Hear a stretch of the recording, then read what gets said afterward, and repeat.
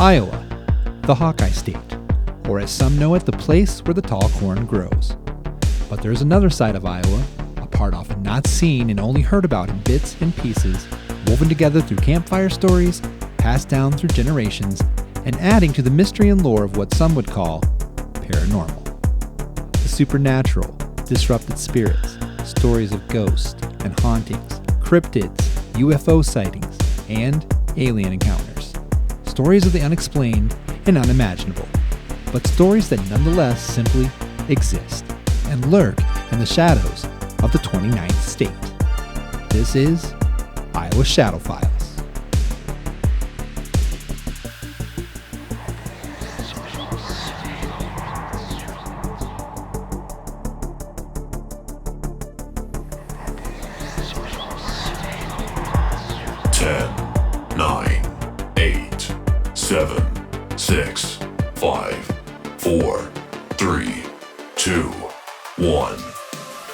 Hello and welcome to Iowa Shadow Files. I'm Dan, your host and Iowa paranormal storyteller. And today we dive into the story of the Maquoketa Cave Creature. It's a story I first heard of from the storytelling and journalism of Linda Godfrey from her book, I Know What I Saw. And I'll pause here for a moment. I'm not sure how many out there are familiar with Linda Godfrey, but she's kind of infamous, or famous I should say, in paranormal circles for breaking wide open the story of the Beast of Bray Road. This is a story of a dogman or a werewolf creature that makes its home near Elk Point, Wisconsin, by a 17-mile stretch of highway called Bray Road, and dating back to colonial times actually, when it was known as the King's Highway. Linda, of course, wrote the book about the creature, and through a series of investigations and interviews, shed light on the creature. She has written many books, like Monsters Among Us and, of course, The Beast of Bray Road.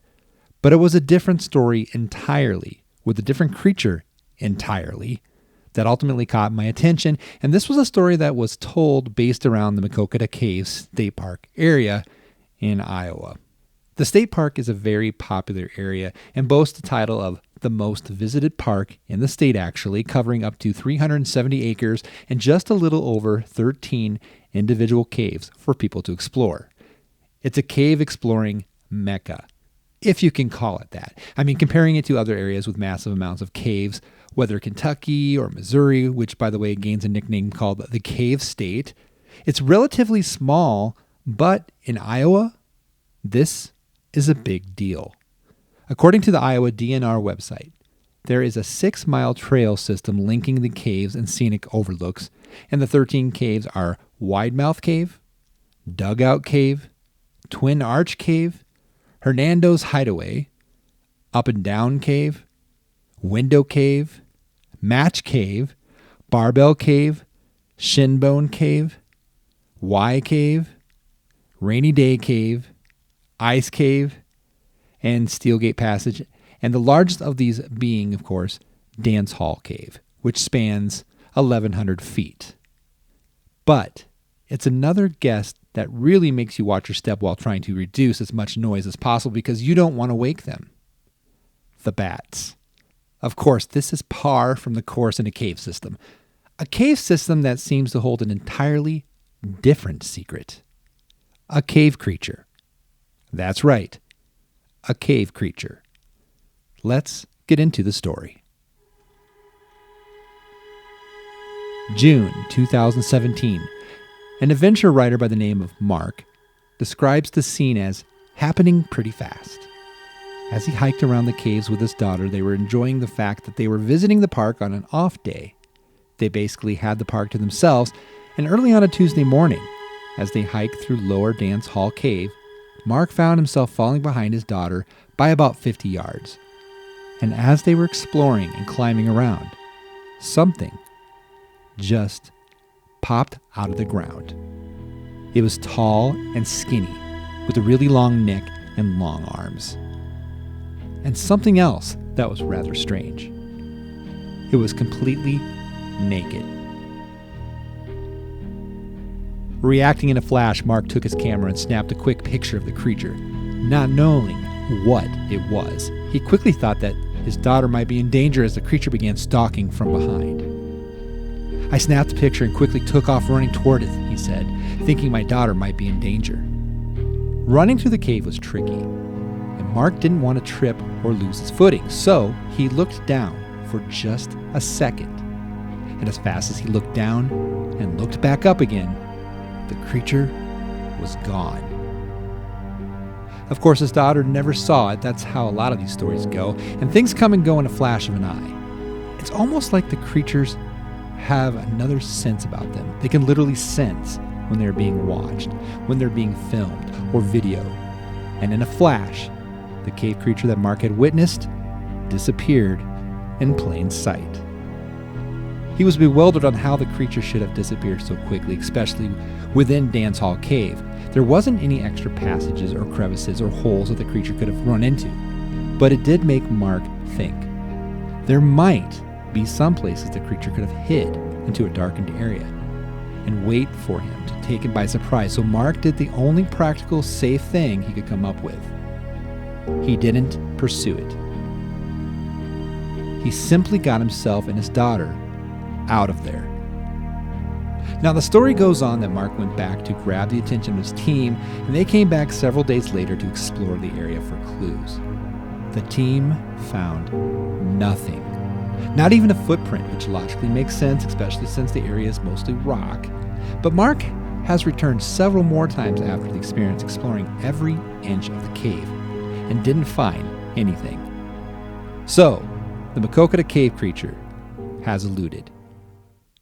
The thing about this story, as that it's a two-parter, you'll learn right after this that it's not the first time that Mark has seen a creature. In fact, he has another story of an encounter with a cave creature just like this one in Iowa, down in Mexico, right after this. Dan here with Iowa Shadow Files, just a quick little breakaway from the story, giving you a quick introduction to our next episode coming on Friday, Freaky Friday that is. Tune in and listen to the story of the Bank Demon of Mason City, Iowa. Yes, you heard that right. The Bank Demon. Back in the 90s, some might know the story, but there was an image of a demon showing itself through the marble walls and the bank telling lanes in a bank in Mason City, Iowa. And that's not the end of it. Supposedly, they tried to get rid of the image within the marble, and it kept reappearing. We'll get into that story and a couple others in Mason City, Iowa on our Freaky Friday edition. You can pick us up wherever you listen to your podcast. We'd love to have you come along. Drop us a line at our email if you'd like to reach us with other stories that you'd like to hear at iowashadowfiles@gmail.com. That's iowashadowfiles@gmail.com. For now, let's get back to the story.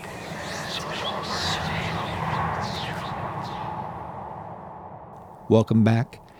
I have to tell you, when you hear accounts like this one coming out of Maquoketa, it's hard to believe. It's really hard to grasp. It's like something straight out of a J.R.R. Tolkien book, Lord of the Rings or The Hobbit. And funny enough, I wasn't the only one to take notice of that. In fact, Linda Godfrey mentioned in her pages surrounding the story of the Maquoketa Cave Creature that it reminded her of the creature Gollum in the Tolkien's epic fantasy novels. And if you're not familiar with the character, or if it's been a while, let me explain and remind you. Gollum was a creepy, demonic cave creature in the books. He had been deformed of years of evil from having possession of the ring, and maybe it's the famous line coming from Gollum that will jog your mind. My precious. And here we are in this description of what Mark was seeing in the caves. This skinny, naked, humanoid creature crawling out of the shadows. And this leads us to our next story. Mexico, 2002. Mark travels with another colleague to a place called the Cave of the Swallows, which apparently is known as the world's largest known cave shaft. This is an ultimate destination to do an activity known as base jumping. This is where you leap off of buildings and other high points and open up a parachute just in the right time frame to safely land. And I will tell you, the safely lane part doesn't always happen. Parachutes don't always open, or they open too late, and this can be a dangerous sport. But it doesn't stop Mark, our current adventurer and storyteller on this one. He base jumps into the cave shaft, jumping 1,400 feet into the cave, and strikes off on a 2-day backpacking adventure through the rainforest to explore a different cave, when things start to get a little strange. Mark begins to see something, movement. It keeps darting in and out of the light from his flashlight, casting shadows. And as he describes, he sees an upright, walking thing, about waist high.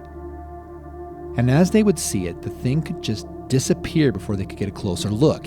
He explained how he felt it was following them and stalking them through the jungle and the cave area, like a curious creature in the night.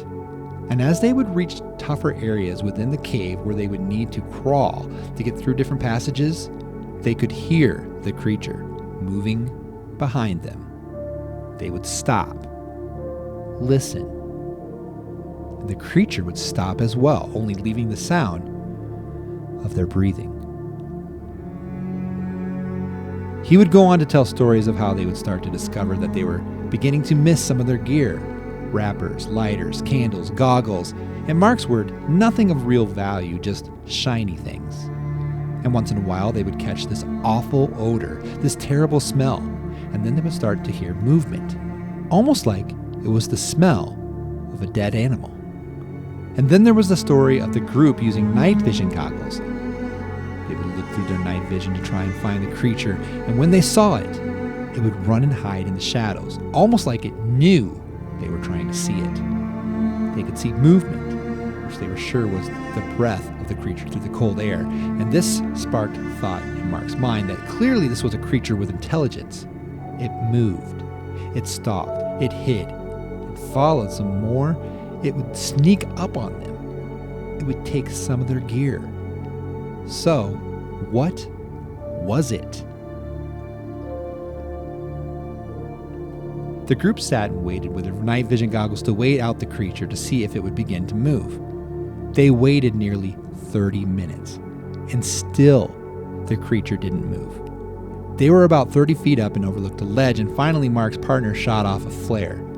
And in the light, he saw it. It was about the size of a 4-year-old, maybe 3 foot tall, hairless, bald, and very pale in color. It had muscle definition, and it was this humanoid creature in shape, had long fingers and hands, the eyes were not visible, and it was super quick and had long human-like feet with narrow toes. And here's the thing, it wasn't the only one.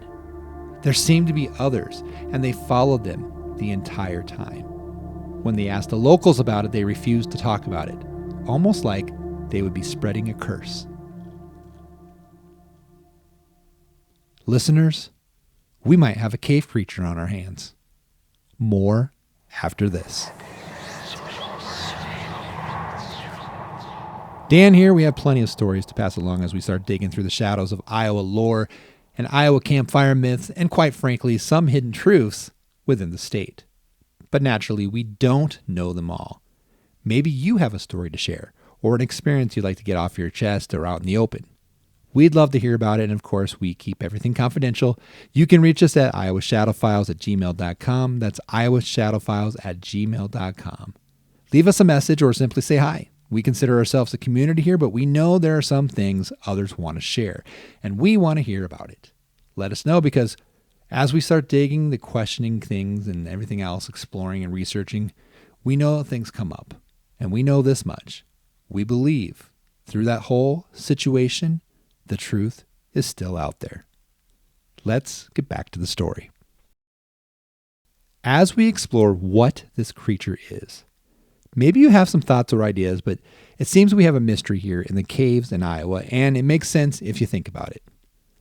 How far do some of these caves go? And it got me to thinking about different areas around the state that have giant coal mines, passage after passage of mine shafts and tunnels leading into another. What strange things lie within the depths and shadows of these places? And what about the story of the Van Meter visitor? A story that we will certainly get into as we start running along the bunny trail, because how deep does this rabbit hole go? My guess, pretty damn deep. The Van Meter Visitor is a cryptid story from Van Meter, Iowa, where this winged creature with the laser jetting out of his forehead area is seen in the early 1900s and followed and chased back into a coal mine outside of Van Meter, Iowa. That's right. There it is. A coal mine. Listen, they never found it. It had been haunting the town for a few nights, and after it disappeared down into the mine, it was never seen again. Now, we will cover more on the story in another episode coming soon. But it comes to no surprise that we have a cryptid, a creature, whatever it is, hiding within the tunnels and caves deep within the earth. Mark goes on to share how he was puzzled about the creature because some of the passages would apparently become too narrow for someone or something to pass. The only thing that he could come up with is that the possibility that the creature was able to squeeze through the narrow passages almost like a mouse squeezing underneath a doorway. And if they could pass through some of these tight spaces, some of the Iowa caves were connected to larger systems. For example, one of these systems has been explored for over 40 years with no end in sight. Think about that for a second. 40 years they've been exploring one of these cave systems, and still they have not been able to find the end of it. And the big mystery is that the Maquoketa Cave Creature doesn't have multiple sightings. It's one of the busiest parks in the state. Think about this for a second. The busiest park in the state, and nothing. No reports. But then again, just like the Van Meter Visitor, it was that one reported incident from the 1900s. It never repeated itself. So could a creature like this be so elusive, so quick, that it avoids being caught, or even seen for that matter? It avoids that altogether. Mark explained in his report that the creature was quick, and that the nearest passage that the creature could have disappeared was probably too far, that in his words, not even a cheetah could have closed that distance in time. Think about just how fast that creature had to have been. It either vanished, simply just disappeared, or there's another unknown mystery nearby. In the book, if you recount the story and read it, you will come across the picture that Mark took. It's a really good book, by the way, and I will leave it in the description below. There are a ton of other stories from other parts of the country that goes into full detail on other topics, on monsters and cryptids. And of course, Linda Godfrey is awesome. She does great reporting, and so this is well worth your time. So check that out. But the point on the case in this one, the picture in question that Mark took is presented on page 147, right around that range there, in my book anyway. It's hard to make out in black and white print inside the pages of the book, but I must confess it's super unique to have the picture that Mark took presented. And as you look at the picture, you can sort of make out a figure in the backdrop. It does show a bald, thin, nicked creature in this lighted up spot. And Godfrey reports that she thinks it looks more goblin-like. And Mark goes on in the final pages to discuss a skeleton found in another cave around the world on the TV show Destination Truth. And it matches the creature's description. A mummified creature in an old mine in Chile. Are they related? Are there cave creatures? What about in Iowa? Do we have cave creatures crawling around? Is there a creature living in the shadows of the Maquoketa Caves? We know there are more places, more stories, more questions. But we also know the truth is still out there. This is Iowa Shadow Files.